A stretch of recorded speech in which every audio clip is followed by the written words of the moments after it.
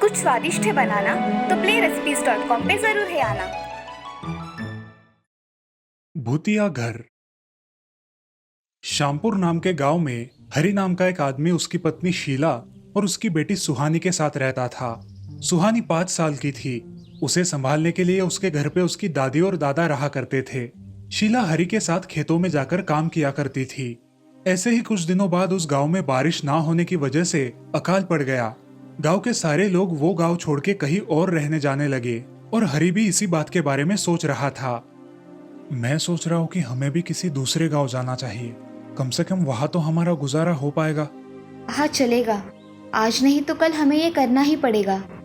ऐसा सोचकर वो गांव से शहर के लिए निकल पड़ते हैं। शहर आकर वो घर ढूंढने लगते हैं। बहुत ढूंढने के बाद उन्हें एक पुराना घर दिखाई देता है। उस घर का मालिक उन्हें बहुत सस्ते दामों में वो घर किराए पर दे देता है। हरि और उसका परिवार उस पुराने घर में रहने लगते हैं। मगर वो घर कुछ अजीबोगरीब था। ऐसे ही कुछ दिन बीत जाते हैं। हरि और शीला को इस बात की कोई खबर नहीं थी कि वो एक भूतिया घर है। बहुत सालों से उस घर में कोई नहीं रहता था। ऐसे ही एक रात जब सब लोग सो रहे थे,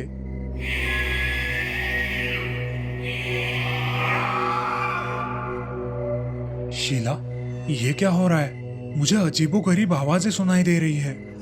अजी, मुझे भी सुनाई दे रही है। मुझे बहुत डर लग रहा है। तुम सुहानी के पास रुको, मैं देखता हूँ आवाजें कहाँ से आ रही है। अजी, मगर जरा संभल कर, मुझे कुछ अजीब लग रहा है।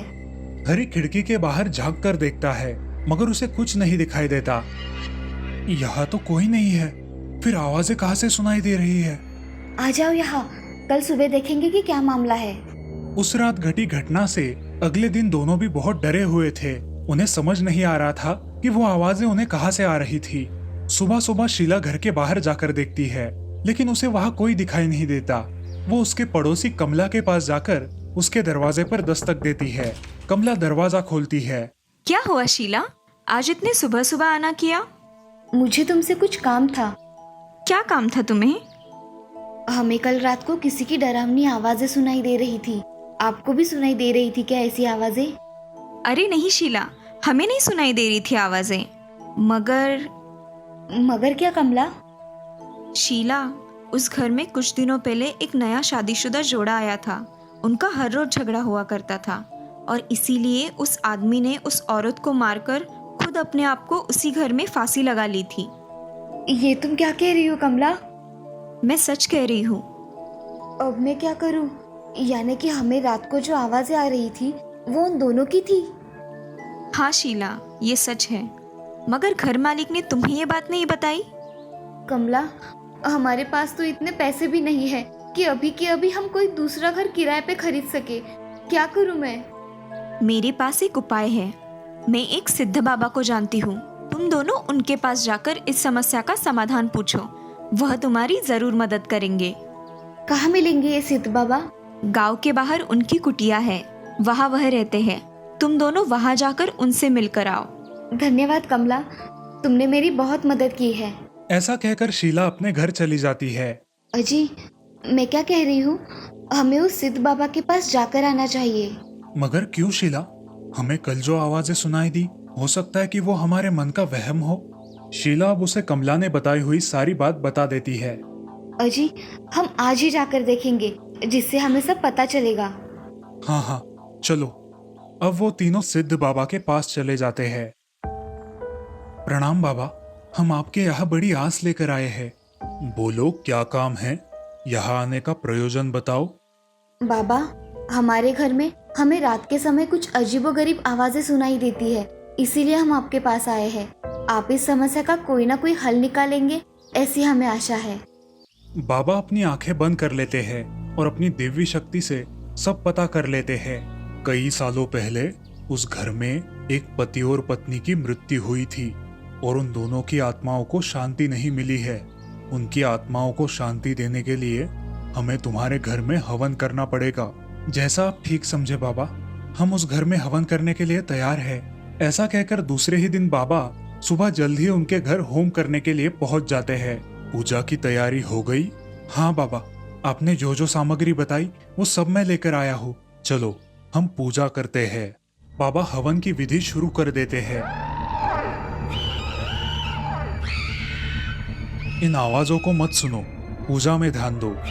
अब वो दोनों डरकर अपने हाथ जोड़कर आंखें बंद कर लेते हैं। वो डरावनी आवाजें बंद नहीं होती। हरी और शीला बहुत डर जाते हैं, लेकिन बाबा उन्हें संभाल कर अपना काम शुरू रखते हैं। थोड़ी ही देर में उनके सामने बहुत बड़ा धुआं हो जाता है और वो दोनों भूत बाबा के सामने प्रकट हो जाते हैं। बाबा, हमें यहाँ से मुक्त कर दो। हमें बहुत तकलीफ हो रही है, हमें मुक्त कर दो। हाँ, मैं तुम्हें मुक्त कर दूंगा, मगर मेरी एक शर्त है। आज के बाद तुम किसी को भी तकलीफ नहीं दोगे। नहीं बाबा, हमें अब सिर्फ मुक्ति चाहिए। ठीक है, मैं तुम्हें अभी मुक्त करता हूँ। मैं तुम दोनों पर एक भस्म डालूंगा, फिर तुम दोनों मुक्त हो जाओगे। ऐसा कहकर बाबा हाथ में भस्म लेकर मंत्र पठन करना शुरू करते हैं और वो भस्म उनके ऊपर डाल देते हैं। उन दोनों के ऊपर भस्म डालते ही वहाँ बहुत सारा धुआं फैल जाता है और उसी के साथ साथ उन दोनों भूतों को मुक्ति मिल जाती है। शीला और हरि बाबा के पैर पड़कर आशीर्वाद लेते हैं। बेटी, अब यहाँ तुम्हारे परिवार को रहने के लिए कोई धोखा नहीं है। अब तुम यहाँ शांति से रह सकती हो। ऐसा कहकर बाबा वहाँ से चले जाते हैं। अब शीला और हरि को वो डरावनी आवाजें फिर कभी नहीं सुनाई देती और वो अपने परिवार के साथ खुशी खुशी रहने लगते हैं। रंगापुर नाम के गांव में शालिनी नाम की एक औरत रहा करती थी। उसे 2 बेटियां थी। एक का नाम था शिवानी और दूसरी का सुहानी। शिवानी जब छोटी थी तब उसकी माँ गुजर गई थी, जिसके कारण उसके पिता रघु ने दूसरी शादी कर ली, मगर उनका भी कुछ सालों में बीमारी की वजह से देहांत हो गया और इसी वजह से शिवानी के मन में उसकी माँ और बहन के प्रति प्रेम उत्पन्न नहीं हो पाया।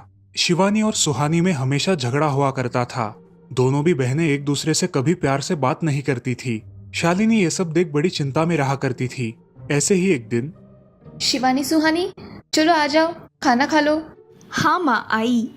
हाँ माँ, मैं भी आई।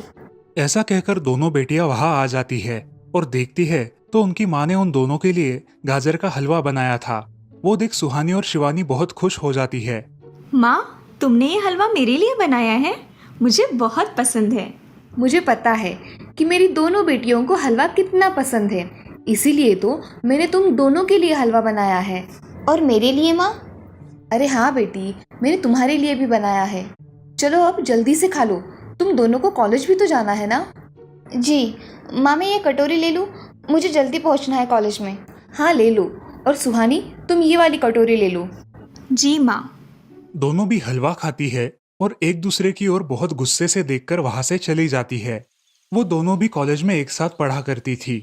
फर्क सिर्फ इतना था कि शिवानी 3rd ईयर में थी और सुहानी 1st ईयर में। उन दोनों में 2 साल का अंतर था। फिर भी दोनों में हमेशा नोकझोंक हुआ करती थी, जैसे कि वो दोनों एक दूसरे की दुश्मन हो। ऐसे ही एक दिन, दीदी, मेरे कॉलेज की ट्रिप जाने वाली है, तुम्हारी भी ट्रिप जाने वाली है क्या? हाँ, मेरी भी जाने वाली है, मगर मेरा जाने का मन नहीं है। क्यों दीदी? क्योंकि वहाँ पे तुम हो। मुझे भी कोई शौक नहीं है तुम्हारे साथ आने का, मैंने ऐसे ही पूछ लिया। मैं जा रही हूँ। शिवानी और सुहानी एक दूसरे की ओर मुंह फेरकर वहां से चली जाती है। अगले दिन दोनों भी कॉलेज में जाती है। तब उनके टीचर उनसे पूछते हैं, शिवानी, तुम कॉलेज की ट्रिप में आने वाली हो? जी सर, मैं आने वाली हूँ। ठीक है, मैं तुम्हारा नाम लिखवा देता हूँ। जी सर। ऐसा बोलकर टीचर ट्रिप के लिए जाने वाले विद्यार्थियों की लिस्ट बना लेते हैं। घर आकर शिवानी और सुहानी ये बातें अपनी माँ को बताती है। सुहानी, शिवानी, तुम दोनों ट्रिप के लिए जा रही हो, मगर वहाँ जाके झगड़ा मत करना, नहीं तो ट्रिप पे जाने की कोई ज़रूरत नहीं है। नहीं माँ, हम झगड़ा नहीं करेंगे। हाँ माँ, हम झगड़ा नहीं करेंगे। तो फिर ठीक है, तुम दोनों जाओ। ये लो ट्रिप के लिए पैसे, और बाकी के ये तुम्हारे पास ही रखना। माँ, हम कल जाएंगे और 2 दिन के बाद वापस आएंगे। ठीक है, चलो अब सो जाते हैं, कल तुम दोनों को निकलना है। अब वो सब खाना खाकर सो जाती है। अगले ही दिन सुबह उठकर वो दोनों भी अपने अपने बस में बैठकर ट्रिप के लिए निकल जाती है और इधर शालिनी अपने काम में व्यस्त हो जाती है। ऐसे ही कुछ देर बाद शालिनी को शिवानी का फोन आता है। माँ, हम दोनों यहाँ ट्रिप की जगह पहुँच गए हैं। अच्छा बेटी, तुम दोनों ठीक हो ना? हाँ माँ, मैं रखती हूँ, हमें यहाँ अलग अलग स्पॉट देखने जाना है। ठीक है, और जब वक्त मिले तो फ़ोन कर देना। हाँ माँ, अपना और सुहानी का ख्याल रखना। हाँ माँ। फोन रखने के बाद शिवानी और उसके क्लास के सारे दोस्त वहां की एक जगह देखने जाते हैं। सुहानी भी उसके क्लास के साथ एक दूसरी जगह देखने निकल जाती है। सारे बच्चे एक साथ घूमकर वापस आते हैं। शिवानी सुहानी को ढूंढती है, मगर सुहानी उसे कहीं दिखाई नहीं देती। इसीलिए शिवानी को बड़ी चिंता होने लगती है। अरे, ये सुहानी कहाँ रह गई? इसका तो कुछ भी पता नहीं। कहाँ ढूंढूं इसे? तभी शिवानी को सुहानी दिखाई देती है और उसके जान में जान आ जाती है। सुहानी, कहाँ गई थी तुम? मुझे कितनी चिंता लग गई थी तुम्हारी। अरे मैं यहाँ ही थी मेरी सहेलियों के साथ, मुझे कुछ नहीं हुआ। ऐसा बोलकर सुहानी वहां से चली जाती है। दूसरे दिन सब लड़के लड़कियां जल्दी उठकर अपनी तैयारी कर लेते हैं और पहाड़ पर जाने के लिए निकलते हैं। वो सब आज थोड़ा घूमकर शाम तक निकलने वाले थे। सब विद्यार्थी एक हिल स्टेशन देखने चले जाते हैं। शाम होने तक उस पहाड़ी का मजा उठाते हैं, लेकिन सुहानी बिना किसी को बताए उस पहाड़ी के एक अनजान हिस्से में चली जाती है। वहां का मनमोहक दृश्य देखते देखते गलती से उसका पैर फिसल जाता है और वो वहां से नीचे गिर जाती है। शाम हो जाने के कारण सभी विद्यार्थी वहां से निकलने लगते हैं और यहाँ सुहानी एक पेड़ के सहारे उस पहाड़ी की चोटी पर लटकी रहती है। शिवानी सभी विद्यार्थियों में अपनी बहन को ढूंढती है, लेकिन वो उसे कहीं नहीं मिलती। सुहानी को ढूंढते ढूंढते शिवानी वापस उसी पहाड़ी के पास आती है और उसे आवाज लगाती है। सुहानी, सुहानी कहाँ हो तुम? दीदी मैं यहाँ हूँ, बचाओ मुझे, मैं यहाँ हूँ। सुहानी की आवाज की ओर जाते ही उसे पता चलता है कि सुहानी पहाड़ी पर लटकी है। ये सब देखकर शिवानी बहुत घबरा जाती है। शिवानी अपनी पूरी ताकत लगाकर उसे ऊपर खींच लेती है। तुम यहाँ क्यों आई थी? अगर तुम्हें कुछ हो जाता तो मैं क्या करती? माँ को क्या जवाब देती? दीदी मेरा पैर फिसल कर मैं वहाँ गिर गई। मैंने बहुत आवाज दी मगर मेरी आवाज किसी ने नहीं सुनी। तुम ढूंढती हुई आई और मुझे बचा लिया। तुम दुनिया की बेस्ट दीदी हो। हाँ सुहानी, चलो अब घर जाने के लिए देर हो जाएगी, बस निकल जाएगी। सुहानी को ऊपर खींचते वक्त शिवानी के हाथ पर बहुत सारे जख्म हो गए थे, इसीलिए सुहानी अपनी ओढ़नी फाड़कर उसके हाथ पे बांध देती है और अब वो दोनों बस के पास चले जाते हैं। क्या हुआ है शिवानी? हाथ से खून बह रहा है तुम्हारे? कुछ नहीं सर, मैं वहाँ पे गिर गई थी, अब मैं ठीक हूँ। टीचर और सारे छात्र गाड़ी में बैठकर घर जाने के लिए निकलते हैं। घर आने के बाद शिवानी सारी हकीकत अपनी माँ को बताती है और वो सब सुनकर माँ दोनों को गले लगाकर रोने लगती है। तुम दोनों एक दूसरे के साथ होते हो, इसीलिए मुझे कोई टेंशन नहीं रहता, मगर मेरी बच्चियों, खुद का भी ख्याल रखा करो। उस दिन के बाद दोनों सौतेली बहनों ने अपने बीच की सब नोकझोंक बंद कर दी और हंसी खुशी सगी बहनों की तरह रहने लगी। एक समय की बात है, रामगढ़ नाम के गांव में राधा और शिवा नाम का एक प्यारा सा नौजवान जोड़ा अपने परिवार के साथ रहता था। वो रहते थे दूर दूर तक फैले हरे हरे पहाड़ियों के बीच, जिसका अंत होता था एक विशाल महाकाय पहाड़ी से। ऐसा लगता था जैसे वो पहाड़ी दमकते सूर्य को छू रही है। वाह, कितना अद्भुत नज़ारा है ना शिवा। ऐसा लगता है जैसे ये पहाड़ी सूरज को छू कर आ रही है और चमकते हुए सारी दुनिया को बताना चाहती है कि वो मैं ही दुनिया में एक अकेली हूँ जिसने सूरज को छुआ है।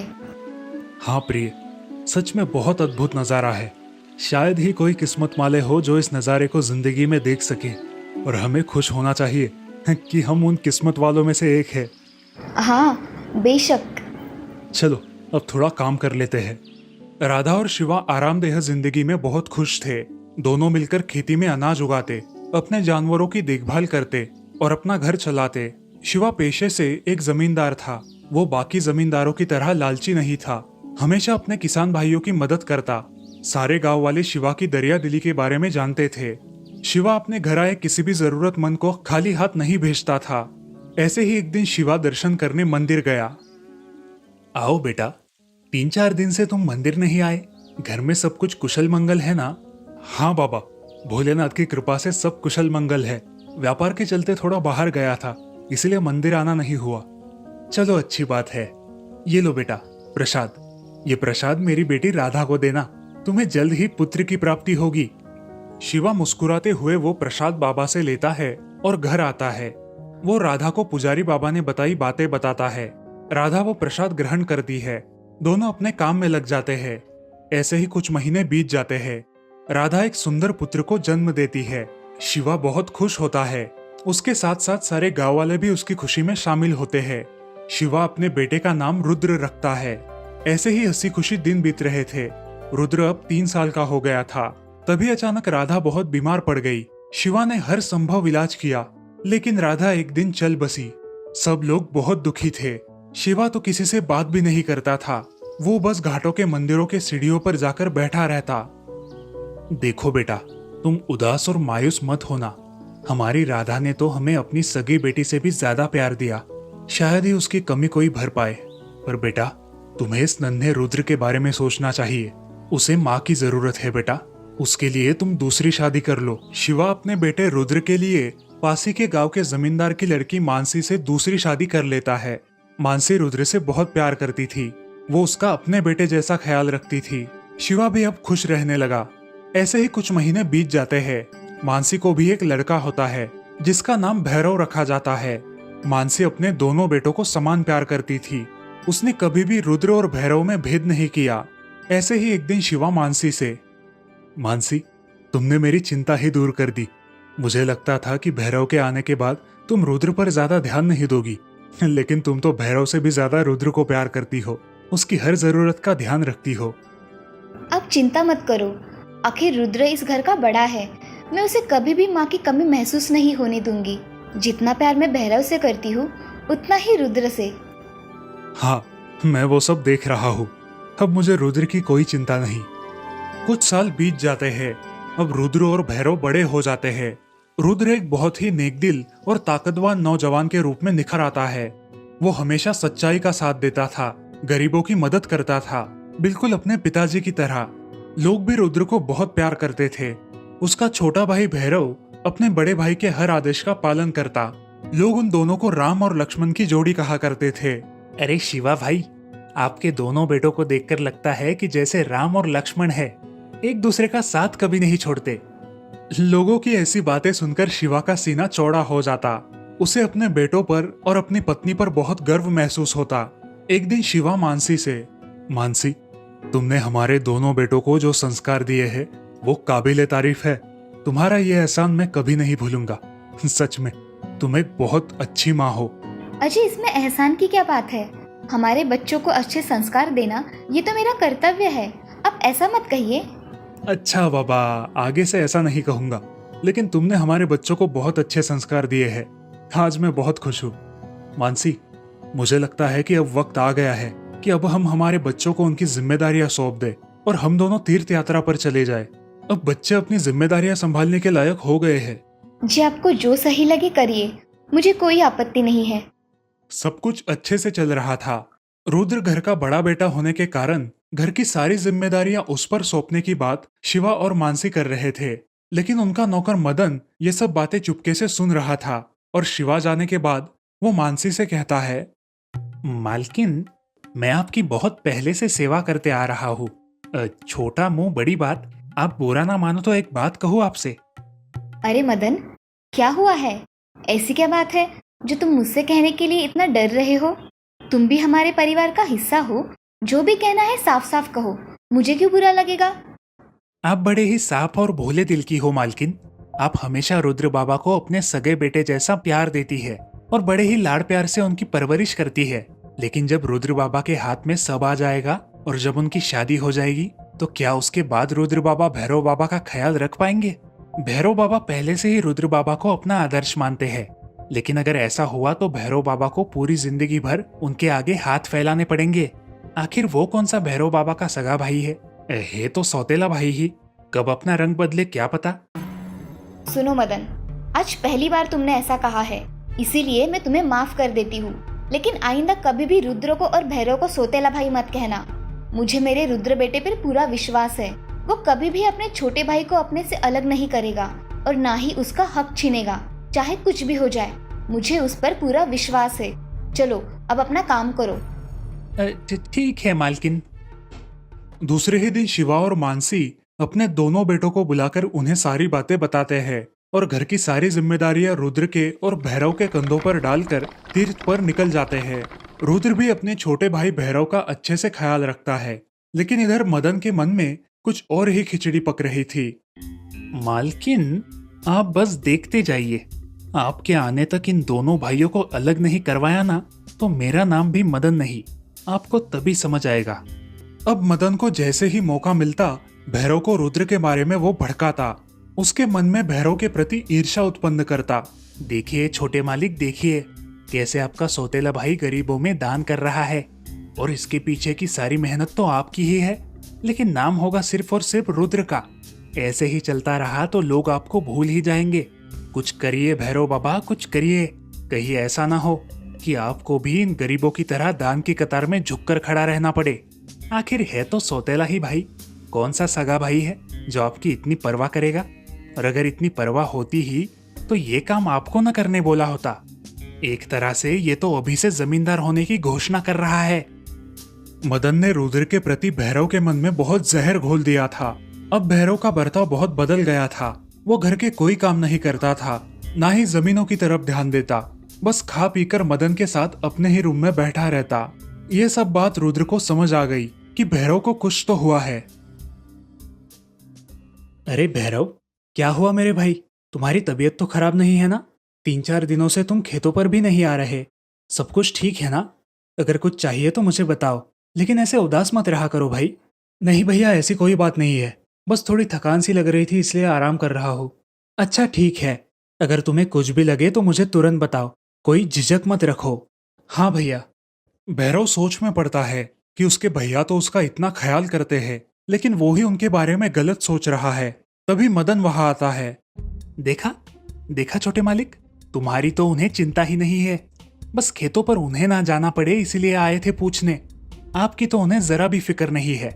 और एक आप है, हमेशा बड़े भैया करते रहते हो। दिखा दिया ना आज सौतेलापन। मालिक, ये तो शुरुआत है, आगे पता नहीं क्या क्या देखना पड़ेगा। मैं तो आपके साथ ऐसा होते हुए नहीं देख सकता। मालिक, अभी भी वक्त है। बड़े मालिक और मालकिन आने से पहले ही इस परिस्थिति को काबू में कर लेते हैं, वरना आगे जाके आपको पछताना पड़ेगा। बाद में मत बोलना कि मैंने आपको बताया नहीं। मैं समझा नहीं तुम क्या कहना चाहते हो, थोड़ा साफ साफ कहो। मदन भैरव को रुद्र को रास्ते से हटाने की सारी योजना बताता है और भैरव को अपनी बातों में फंसाकर ये विश्वास दिलाता है कि कैसे रुद्र के जाने के बाद वो इस जायदाद का अकेला मालिक बन जाएगा और कैसे सारे लोग सिर्फ उसी की वाहवाह करेंगे। बेचारा मदन उसके जाल में फंस जाता है। लेकिन जब मदन ये सारी बात भैरव को बता रहा था, तब रुद्र का एक आदमी उनकी सारी बातें सुन लेता है और ये बातें रुद्र को बता देता है। रुद्र को ये बात सुनकर बहुत बुरा लगा। उसने मदन को सबक सिखाने की ठान ली। दूसरे दिन मदन और भैरव योजना के मुताबिक रुद्र को एक पहाड़ी पर लेकर गए। मौका देखते ही मदन ने रुद्र को धक्का दिया और पहाड़ी से गिरा दिया। रुद्र पहाड़ी से नीचे गिर गया, लेकिन उस पहाड़ी के नीचे रुद्र के लोग पहले से तैनात थे, जिन्होंने रुद्र को बचा लिया। इस बात से अनजान मदन बहुत खुश हो गया और भैरव से कहा, छोटे मालिक, अपना काम बन गया। रुद्र कहा गया, आज के बाद किसी को पता नहीं चलेगा। आज के बाद सारी जायदाद के मालिक आप है। भैरव भावुक हो जाता है। उसे अपनी गलती का एहसास होता है और वो रोने लगता है। हे भगवान, ये मैंने क्या कर दिया? इस मदन की बातों में आकर मैंने अपने ही बड़े भाई को पहाड़ी से गिरा दिया। जिस भाई ने मुझे हमेशा प्यार दिया, मेरी सहायता की, मैंने लालच में आकर उसे ही गवा दिया। अगर मैं रुद्र से ये सारी चीजें मांगता तो वो खुशी खुशी मुझे दे देता। इस मदन की बातों में आकर मैं अंधा हो गया। ये मैंने क्या कर दिया अपने भाई के साथ? जब माँ और पिताजी आएंगे तो मैं उन्हें क्या जवाब दूंगा? ऐसा कहकर भैरव भी उस पहाड़ी से कूद पड़ता है। जैसे ही भैरव पहाड़ी से नीचे कूदता है, रुद्र और उसके आदमी उसे बचा लेते हैं। रुद्र को देखकर भैरव उसे गले लगा लेता है और अपने किए पर माफी मांगता है। मुझे माफ कर दो बड़े भैया, मैं वो मदन की बातों में आ गया था। मुझसे बहुत बड़ी गलती हो गई, इसीलिए मैंने पहाड़ी से कूदना उचित समझा। मैंने आपका विश्वासघात किया है भैया, आप मुझे कड़ी से कड़ी सजा दो। अगर तुम लालची होते तो तुम इस पहाड़ी से कूदते ही नहीं। तुम्हें तुम्हारी गलती समझ आ गई और तुमने पहाड़ी से कूदकर अपनी सजा भी पा ली। भैरव, हमेशा याद रखो, मीठी मीठी बातें करने वाला हर कोई तुम्हारा शुभचिंतक नहीं होता। दोनों भाई एक दूसरे को गले लगाते हैं और घर चले जाते हैं। दोनों मिलकर मदन को उस गांव से निकाल देते हैं। जब शिवा और मानसी तीर्थ से लौटकर आते हैं तो उन्हें सारी बात का पता चलता है। सच में मानसी, अगर माँ चाहे तो सौतेले भाइयों को भी सगे भाइयों जैसा बना सकती है। तुमने हमारे बच्चों पर इतने अच्छे संस्कार किए कि दोनों एक दूसरे के लिए अपनी जान भी दे सकते हैं। ये सब तुम्हारे संस्कारों की सफलता है। कुछ दिनों बाद शिवा अपने दोनों बेटों की धूमधाम से शादी कर देता है। अब सारा परिवार हंसी खुशी रहने लगता है। भैरव अपने बड़े भाई की हर बात मानने लगा। रुद्र भी अपने छोटे भाई को कभी छोटा महसूस नहीं होने देता। इस प्रकार दोनों भाई भी अपने परिवार के साथ मिलकर हंसी खुशी रहने लगे।